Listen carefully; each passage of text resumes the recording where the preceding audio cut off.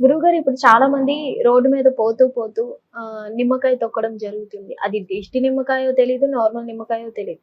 So ఒకవేళ అది దిష్టి నిమ్మకాయ అయి ఉంటే ఏమైనా ప్రమాదం ఉందంటారా గురుగారు? వాస్తవానికైతే తల్లి ఇప్పుడు ఎవరి జీవన స్థానానికైనా కొన్ని కొన్ని సమస్యల వల్ల కొన్ని ఇబ్బందుల వల్ల ఆరోగ్యం బాగలేక ఇంట్లో దిష్టి తలిగి మనశ్శాంతి లేక వారి తల నుంచి తిప్పుకొని ఇంటి మీద నుంచి తిప్పుకొని బయట పడేస్తూ ఉంటారు, మూడు బాట్ల కాడ పడేస్తూ ఉంటారు. ఇలాగా దిష్టి తీసేసుకొని వారి కర్మ ఫలాల వల్ల రోడ్ల మీద పడేస్తూ పోతూ ఉంటారు. ప్రతి ఒక్క దానికి ఒక్కొక్క చిన్న పరిష్కారం ఉంటుంది తల్లి. ఇలా పడేయటం వల్ల మనసులు దాటిపోవటం చూడకోకుండా మామూలు నిమ్మకాయ అయితే ఏ సమస్య ఉండదు. అలా పడేయటం వల్ల మొదటగా ఎవరైతే దాడతారో వాళ్ళకి కొంత ఏర్పడుతుంది. వాళ్ళలో ఆరోగ్య సమస్య ఏర్పడవచ్చు, కలలే రావచ్చు, మనిషికి నిద్ర పట్టకపోవచ్చు, అనారోగ్య సమస్యకు గురి కావచ్చు, మనిషిలో కొంత భయం ఏర్పడవచ్చు, ఆయన అనుకూలత అనేది కొంత కోల్పోవచ్చు. ఎంత అనుకూలత అనేది ఆమె చేయాలనుకున్నా కానీ మనిషి ఉలికిపాటు అది పెద్దలలో ఏర్పడుతుంది. చిన్నపిల్లలలో దాటిపోవటం వల్ల అనారోగ్య సమస్య, కుదురులేని సమస్య, జ్వరం రావటం, భయపడటం, చదువు మీద ధ్యాస తగ్గిపోవటం, ఇలాంటి చిన్న చిన్న సమస్యలు పిల్లల యందు కూడా చూపిస్తూ ఉంటాయి. అర్థమైందా తల్లి? ఆ దిష్టి నిమ్మకాయలు దాటటం వల్ల కొంత ఇబ్బందికి గురి ఖచ్చితంగా అవుతారు.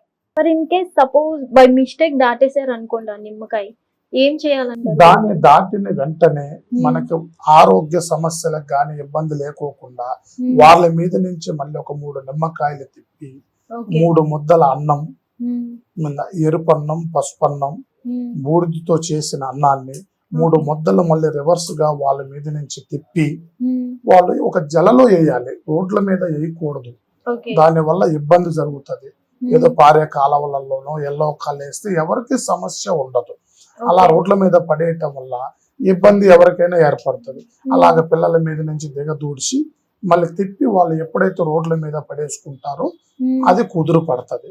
లేదు అప్పటికి తగ్గకపోతే మమ్మల్ని సంప్రదించాలి.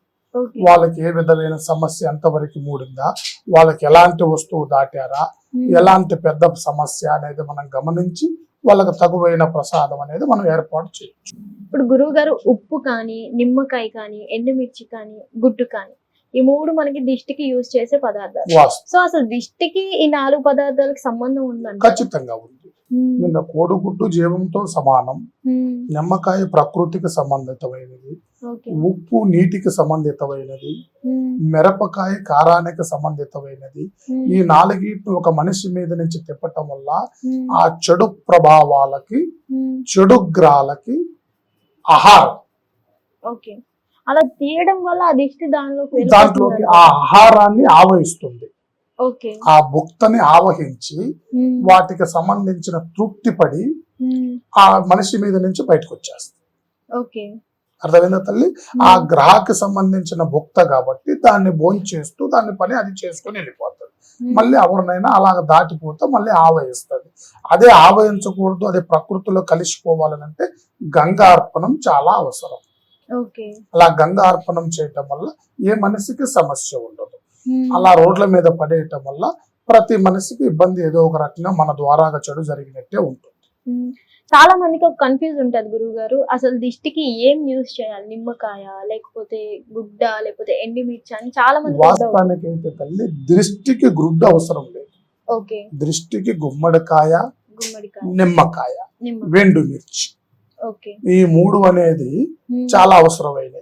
గుమ్మడికాయ అనేది ఇంటికి గాని షాపుకి గాని కట్టడం వల్ల మనిషి దృష్టి ప్రభావితం ముఖ్యంగా ముందుగా దానికి పడిపోతుంది.